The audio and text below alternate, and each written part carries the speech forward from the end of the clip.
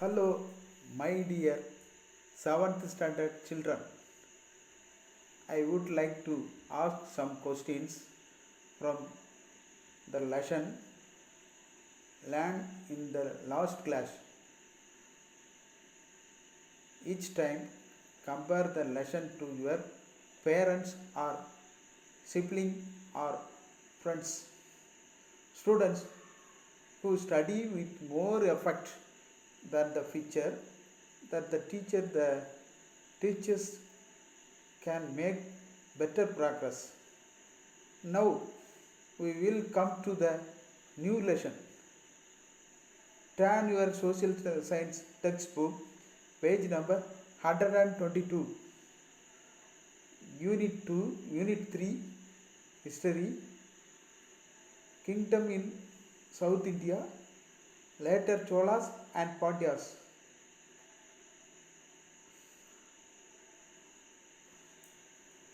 Take your pencil and underline the new words.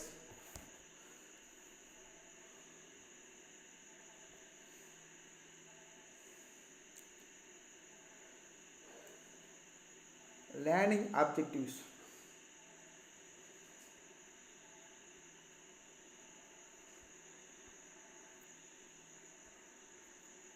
To trace the origin of the later Cholas and the later Pandyas. அதாவது பிற்கால சோழர்கள் மற்றும் பாண்டியர்களின் தோற்றத்தை கண்டறிதல். To know about the prominent rulers of both the kingdom.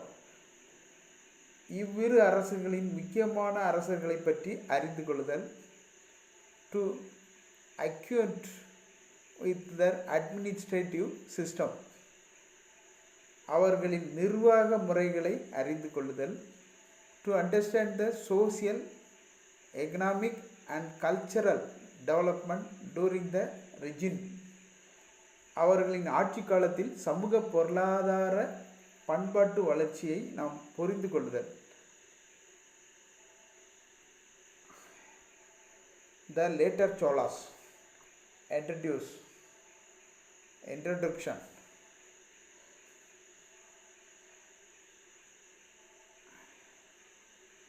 The Cholas are only one among the popular and well-known Tamil monarchs in the history of South India.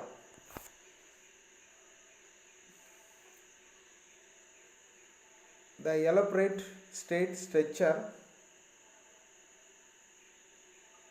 the extensive irrigation network, the vast number of temples they built, their great contributions to art and architecture, and their overseas exploit have given them then a preeminent position in history.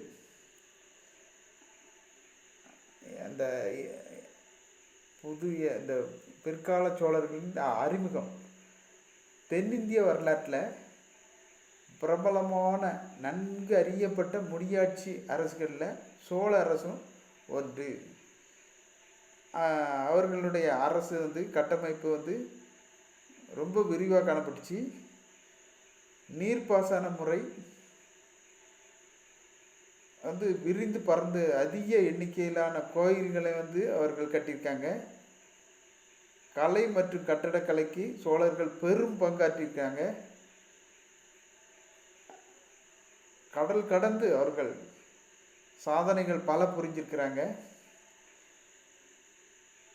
இவை அனைத்தும் நம்ம வரலாற்றில் உயர்ந்த இடத்தை வழங்கியிருக்குது இந்த சோழ அரசுக்கு.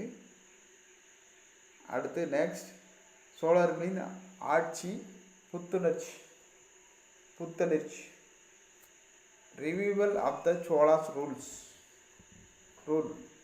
The ancient Chola kingdom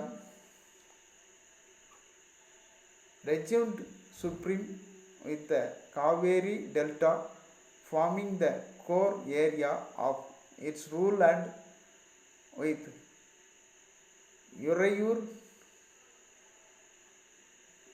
present day Tiruchirappalli, as its capital.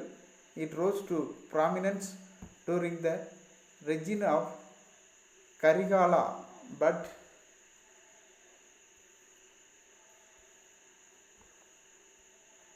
gradually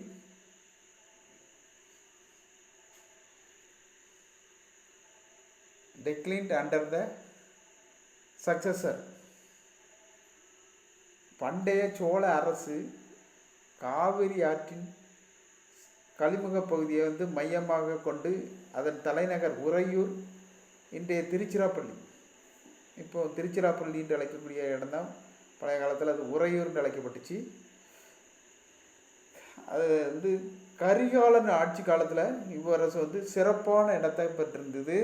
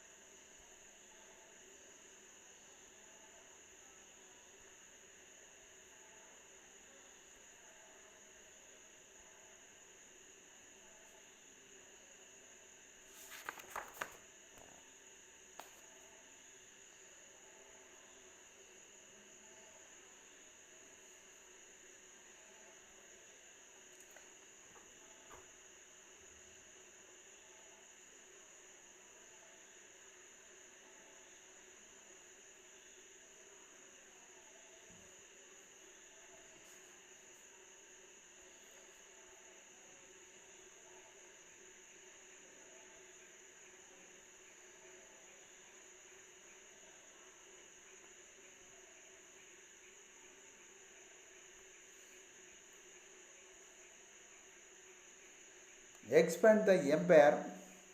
The Chola Empire remained the powerful force in South India during its reign. After his accession in AD CE 1023, his striking military expansion was to northern India, capture Mirch territory there. He proclaimed himself the Kangai Kondan, conqueror of the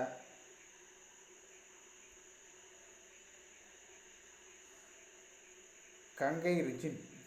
The Kangai Konda Cholapuram temple was built commemorate his victories in North India. The navy of Rajendra Chola enabled him a conquered the kingdom of Srivijaya Cholas, southern Samudra.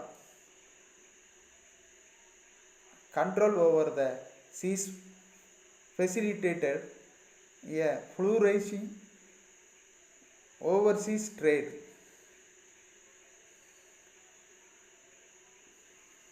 அதாவது முதலாம் ராஜராஜன் சோழ பேரரசில் மாபெரும் வல்லமை பெற்ற பேரரசராக இருந்திருக்காரு. அவர் காலத்தில் தான் சோழ பேரரசு புகழின் உச்சியை அடைஞ்சாங்க. தென்னிந்தியாவின் பெரும்பகுதி சோழர்களின் அதிகாரத்தை அவங்க நிலைநாட்டினாங்க. அவருடைய கப்பற்படைகள் மேலை கடற்கரையிலையும் இலங்கையிலும் சோழர் ஆட்சி விரிவடைவதற்கு வலியுறுத்துச்சு. புகழ்பெற்ற ராஜராஜேஸ்வரர் கோயிலை அதை தஞ்சை பிரகதீஸ்வரர் கோயில்னு சொல்லுவாங்களா, அந்த கோயிலை ராஜராஜன் காலத்தில் தான் தஞ்சாவூரில் கட்டப்பட்டது.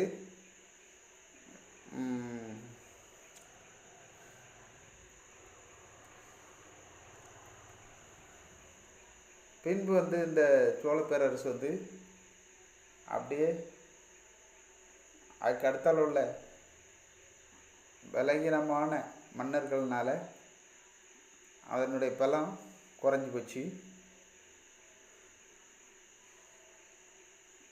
முதலாம் ராஜேந்திர சோழன் தொடர்ந்து பதவியேற்ற மூவரும் திறமை வாய்ந்த அரசர்களாக இல்லாமல் இருந்ததுனால ஏற்ற வீர ராஜேந்திரனின் மகன் அதிராஜேந்திரன் உள்நாட்டு கலகத்தில் அவர் கொல்லப்பட்டார். அவரோட விஜயாலயன் வழிவந்தவர் ஆட்சி முடிவுக்கு வந்துச்சு. அடுத்து நிர்வாக முறை. இந்த பாக்ஸில் உள்ளது பார்ப்போம். மேட்ரிமோனல் அலியன்ஸ் between the Cholas and the Eastern Chalukyas began during the reign of Rajendra I. His daughter Gundavai was married to Chalukya prince Vimaladitya. Their son was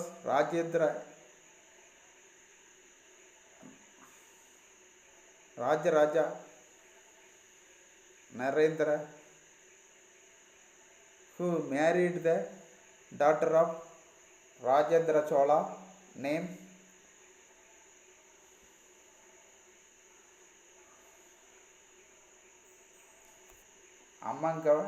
Amangava Devi. Their son was Kulothunga first. அதாவது முதலாம் ராஜேந்திரன் ஆட்சி காலத்தில் சோழர்கள் கீழே சாளுக்கியர்கள் இடையிலான திருமண உறவு தொடங்கிச்சு. அவருடைய மகளான குந்தவை சாளுக்கிய இளவரசரான விமலாதித்தனை மணந்தார். அவர்களுடைய மகன்தான் ராஜராஜ நரேந்திரன். முதலாம் ராஜேந்திரனுடைய மகளான அமங்கா தேவியை மணந்தாங்க. அவர்களின் மகனே குலோத்துங்கன் முதலாம் குலோத்துங்கன் சொல்கிறாங்களா, அவர் இருந்தார். அடுத்து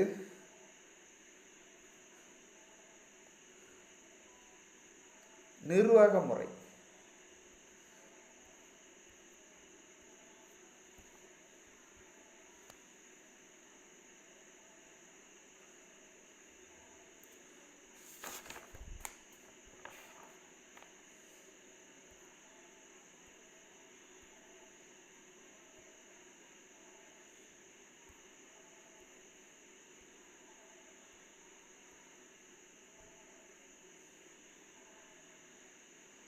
இது மத்திய அரசின் நிர்வாகம் அரசனுடைய நேரடி கட்டுப்பாட்டில் இருந்தது.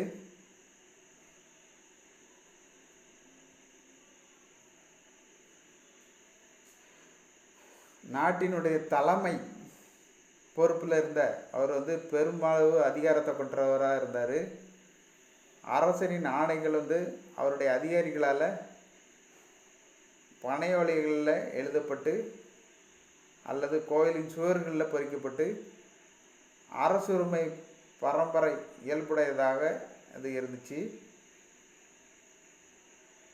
அரசர் தனது மூத்த மகனை தனது வாரிசாக தேர்வு செய்தார். மூத்த மகன் யுவராஜன் என்று அழைக்கப்பட்டார். யுவராஜாக்கள் நிர்வாகத்தில் பயிற்சி பெறுவதற்காக மண்டல ஆளுநர்களாக நியமிக்கப்பட்டிருந்தாங்க. அடுத்தது நெக்ஸ்ட்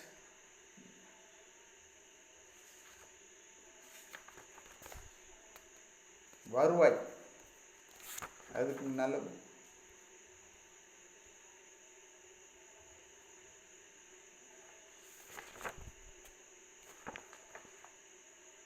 உத்தரமேரூர் கல்லூரி.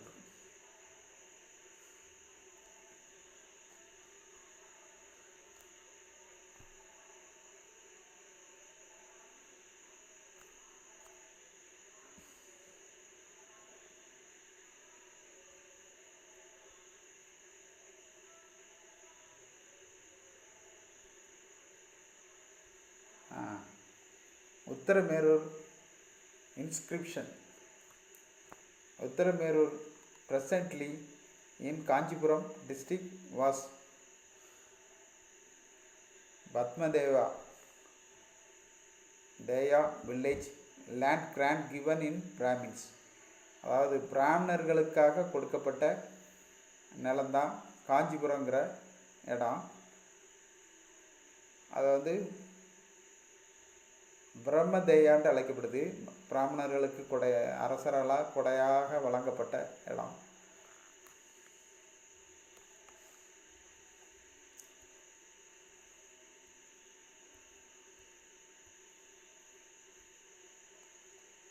There is a detailed description of how members were elected to the committee of the village.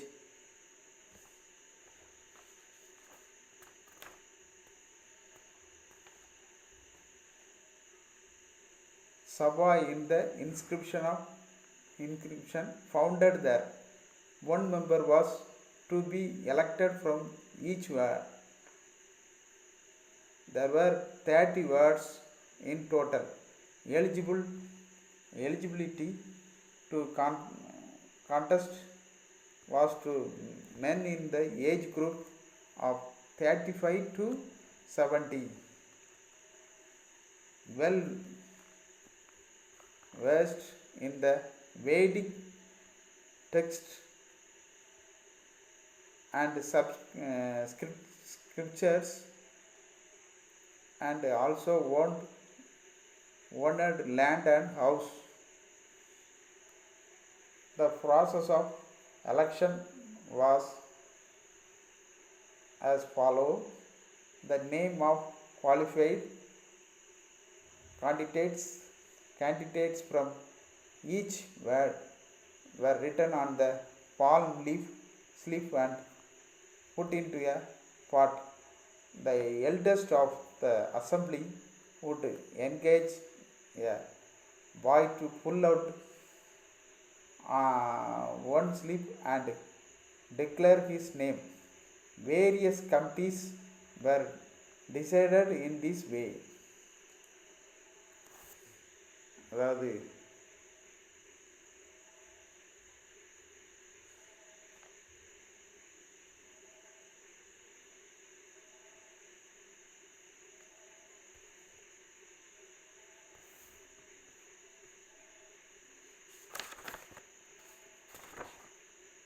Uthiramerur கல்வெட்டு வந்து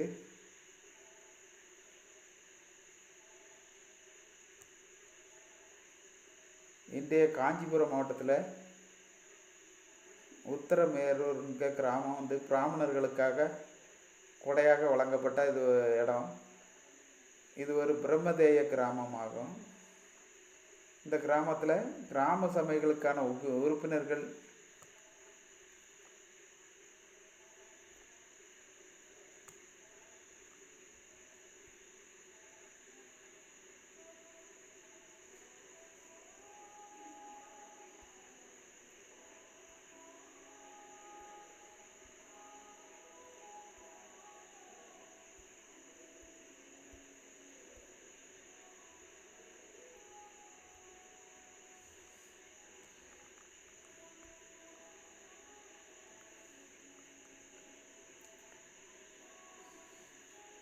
எவ்வாறு தேர்ந்தெடுக்கப்படுகின்றன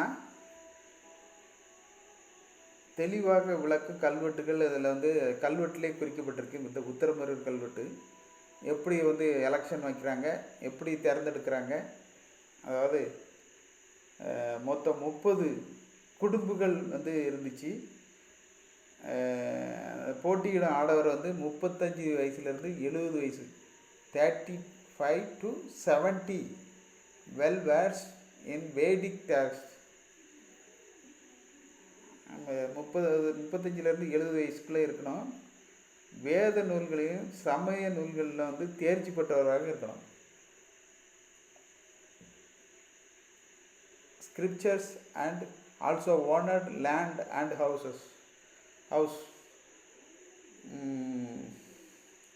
நில உரிமையாளர்களாகவோ சொந்த வீடு உடையவர்களாக இருக்க வேண்டும் என்பது தகுதியாக இருக்குது. தேர்ந்தெடுக்கும் முறை வந்து ஒவ்வொரு குடும்பத்திலிருந்தும் தகுதியுள்ள வேட்பாளர்களின் பெயர்கள் பனை ஓலைகளில் துண்டுகளில் எழுதப்பட்டு அந்த மண்பாண்டங்களில் போடப்படுது. மன்றத்தின் மூத்த உறுப்பினர் ஒரு சிறுவனை அழைச்சி குடத்தில் அந்த எழுதி போட்டிருக்கக்கூடிய அந்த ஓலைகளில் எழுதி போட்டிருக்கக்கூடிய பெயர்களை அதில் ஒரு சீட்டை மட்டும் சின்ன பையனை வச்சு எடுக்க சொல்கிறாங்க. அதில் எடுத்து யாரை எடுக்கிறானோ அவர் தான் அந்த தலைவராக எடுக்கப்படுறாரு. இம்முறைப்படி பல குழுக்கள் முடிவு செய்யப்படுது.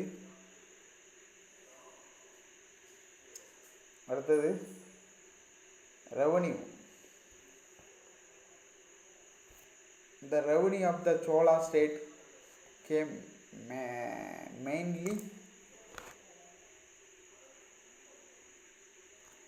from the land. The land tax was known as Kanikantan. The Chola rules carried out an elaborate survey of land in order to fix the government's share of the land revenue. 1/3 of produce was collected as land tax. It was collected mostly in kind. It addition to land tax, there were tax of proportion and toll on trade.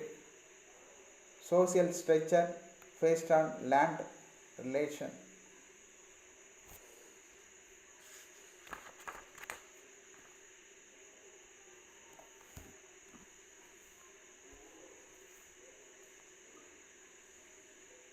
அதாவது வருவாய் எப்படின்னா, சோழர்களுடைய வருவாய் முக்கியமாக நிலவரி மூலமாக பெறப்பட்டுச்சு.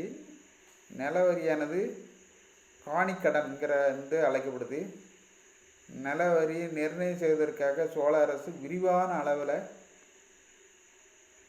நில அளவை பணியை மேற்கொண்டுச்சு. மகசூலில் 1/3 பகுதியை வரியாக வசூலித்தாங்க. இவ்வரி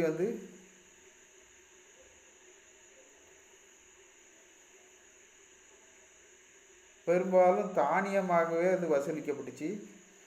நிலவரி தவிர தொழில் வரிகளும் வணிகத்தின் மீதான சுங்க வரிகளும் வசூலிக்கப்பட்டுச்சு. அடுத்தது social structure based on land relation. நிலம் சார்ந்த உறவுகள். சோழ அரசர்கள் the Chola rules gifted tax free land to royal official Brahmins, temples, Devadana villages and religious institution. Land granted to Jain institution was called Pallichandam.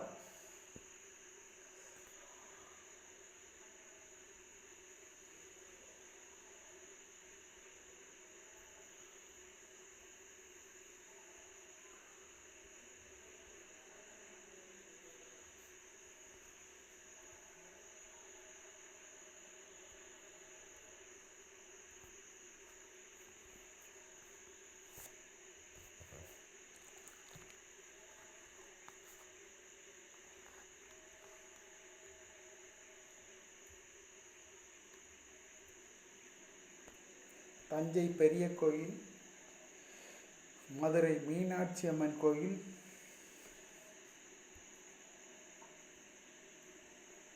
Ganga கொண்ட Cholapuram temple,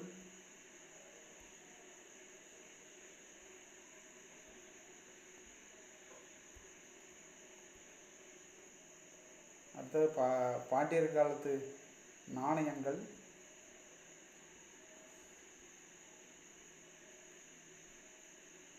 Sadaiyavarma Sundarapandian காலத்தில்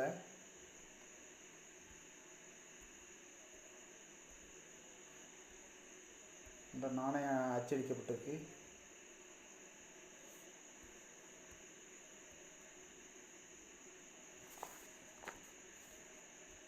முதலாம் வந்து முதலாம் ராஜேந்திரன் ஆகியோர் வந்து சிறப்பு வாய்ந்த சோழ மன்னர்களாக இருந்தாங்க.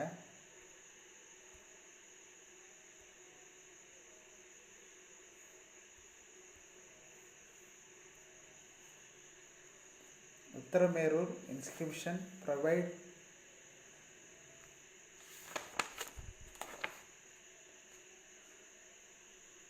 Detail of village administration. Uttaramerur வந்து கல்வெட்டு வந்து கிராம கிராம கிராம ஆட்சிகளை வந்து அதனுடைய விவரங்களை அந்த கல்வெட்டு தெளிவாக போட்டிருக்கு. அந்த காலத்தில் அவங்க செஞ்ச கிராம நிர்வாகத்தை.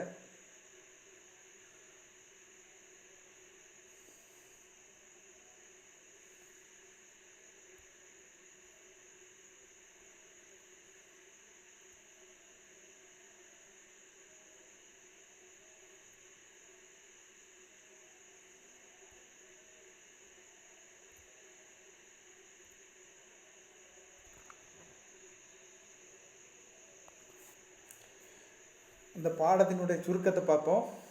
சோழர்களும் பாண்டியர்களும் நன்கு அறியப்பட்ட தமிழ் முடியாட்சி மன்னர்கள். அதாவது the prominent Cholas rules are Rajendra first, Rajaraja first and Rajendra first. At the Uttaramero inscription provide details of village administration.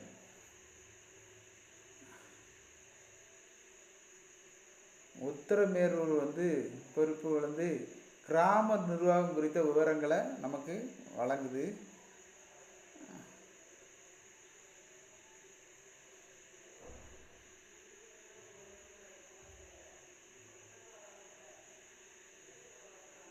Kadungon recovered Pandya territory from Kalabra, Arikesari, Maravarman and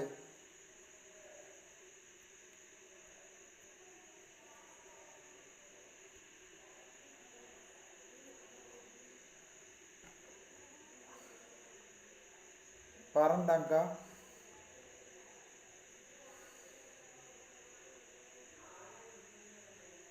Nedunjalayan, where his two permanent successors. The eliminators rules of the later Pandya kingdom were Sadayavarman Sundarapandiyan and Maravarma Kulasegaran. Maritime trade touring Pandyas in highlight by Marco Polo and Wasop.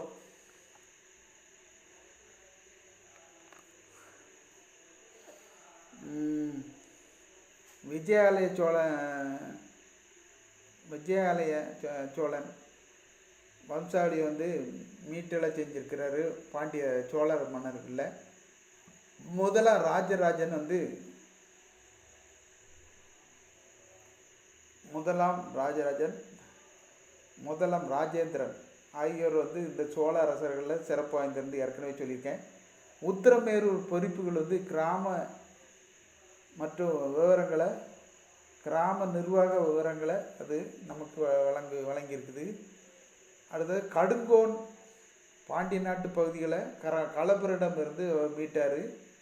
Arikesari Maravarman, Parantakan Nedunchezhiyan ஆகியோர் வந்து அக்காலத்தில் மிகச்சிறந்த பாண்டிய அரசர்களாக இருந்திருக்காங்க.